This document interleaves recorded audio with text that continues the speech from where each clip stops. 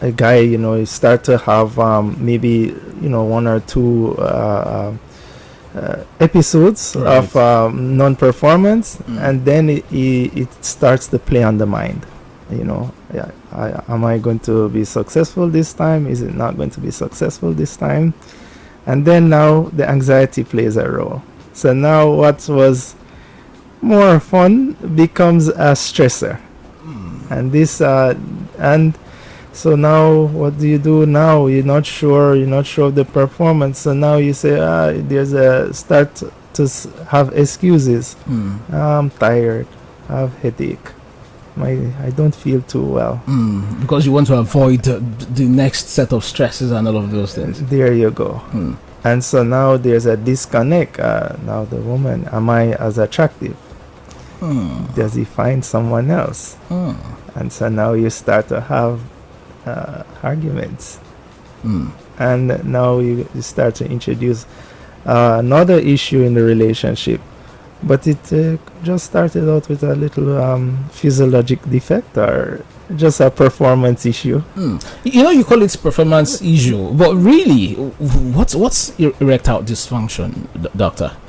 Yeah, erectile dysfunction is not how would I like to try to find it simple, but but keep it simple for us.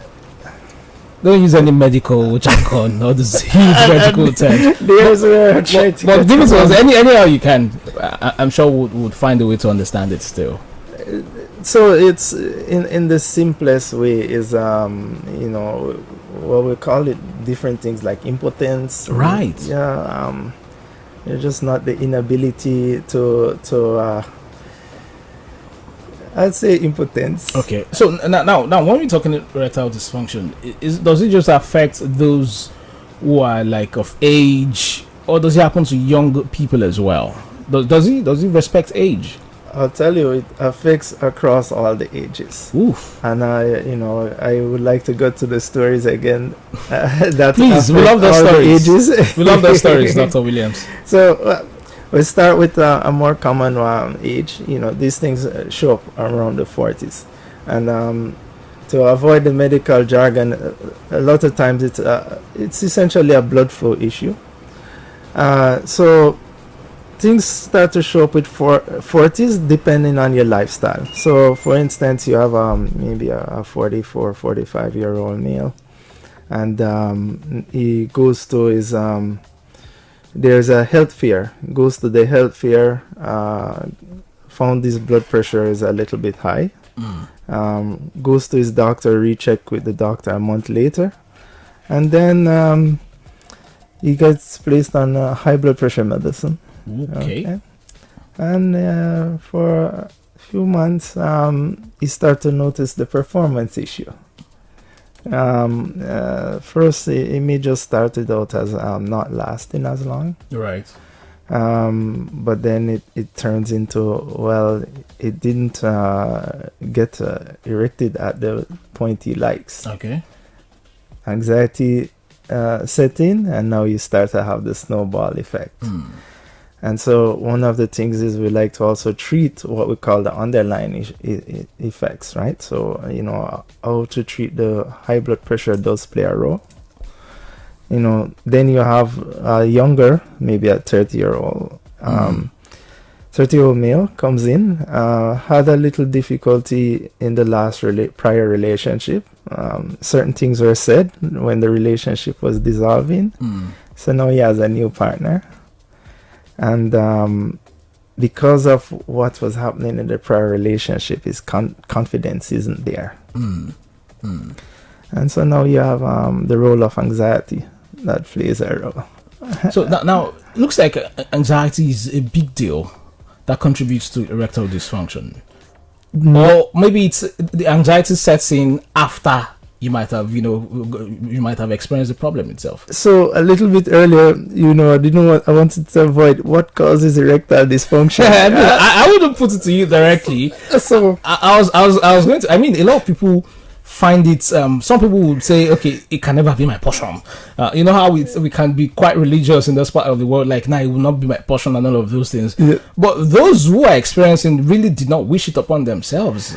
So what causes it, doctor? Back to that question you're running away from. So so we could have blood flow. Majority of the time it's a blood flow issue, but based on where the person is. We just mentioned young guy, 30-year-old, certain things were said. Now there's a psychological opponent, so you have anxiety. You get a little older, we start to have these things, high blood pressure, diabetes, very common. And now when he gets in the 60s, 50s, 60s, some people may have prostate issues. Some people, as the body age, may have some hormone issues, thyroid, other issues that plays a role in it. And then simple lifestyle. We did earlier the last episode, we were like, you need to eat and that, right? You need to sleep right. In this portion, especially with erectile dysfunction, sleep makes a big difference. And if people can solidly get that 7-6 hours of good sleep, that's the basics. So some people would say, doctor, like, okay, if you're dealing with issues of erectile dysfunction, then maybe you need to use some drugs, drink some herbs, some sexual enhancers, some Viagra, and all of those things. Is that the best way to treat it? That's a quick fix. However, you like to try to treat the underlying effects. So if somebody is newly diabetic, you like to say, hey, this is why you're going to treat it, because you don't want this thing to get worse. Right. Diabetes affects blood flow and also nerves. So you want to make sure that the underlying effects is treated. So yes, the Viagra will get the performance, but is there something else that can be changed that you may not need the Viagra? And so that's what we have to offer in our clinic. How does it work from your own end? What's the best advice you give to someone that comes in and this person is suffering from erectile dysfunction? Lifestyle modification, you always begin with this. Last week we started out with a program with just exercise. Exercise really is a blood flow issue, and 90% of the cases is a blood flow issue. And so you say, what's the difference when I was 20 and when I'm 45, 50? When you were 20, you were much more active, much more moving around. Blood flow. So you're trying to maintain blood flow. So that's the first, and then afterwards you treat everything else around it. Yeah. So from your own clinic, what are there physical therapy? Are there supplements available? There you go. So we cover the whole spectrum from medicine to supplements. Also, we do something commonly known as the P-shot, which is where it's part of regenerative medicine, where we re-inject a portion of your blood back in the organ that we're trying to treat. And so this helps natural regeneration, so you don't need medicine. And that's the interesting part. Because the idea with medicine is that you have to take it 2 hours, an hour ahead. Right. And, now you're thinking about something else instead of thinking of the moment. So the spontaneity can be challenging at times. But, lots of people have accommodating partners. So that helps the situation. And usually when you go through this method of treatment, what's been the success rates for those who come to your clinic? Very good. We get over 95%. Okay. Yes.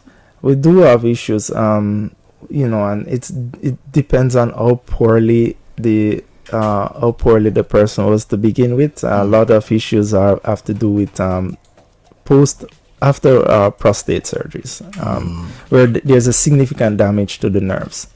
Also, very advanced diabetes, where there's also significant damage to the nerves.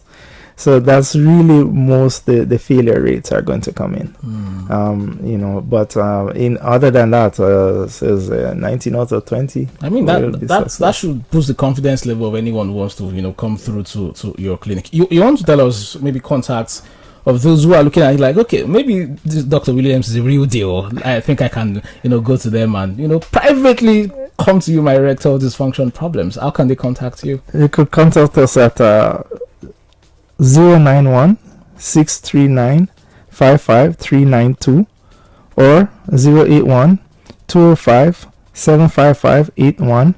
All right, that's 0916 3955 392. Alternatively, 0812 057 5581. For those who just want to maybe bookmark your website on their mobile phones, or they want to just So check it you would out. be W Prime Medical, so WPRIMEMEDICAL.com. All right, so that's the website www.primemedical.com, and yes, you can just reach out to Dr. Rory Williams. He's all about interested in your own natural and healthy living, and that's the conversation we bring to you at this time.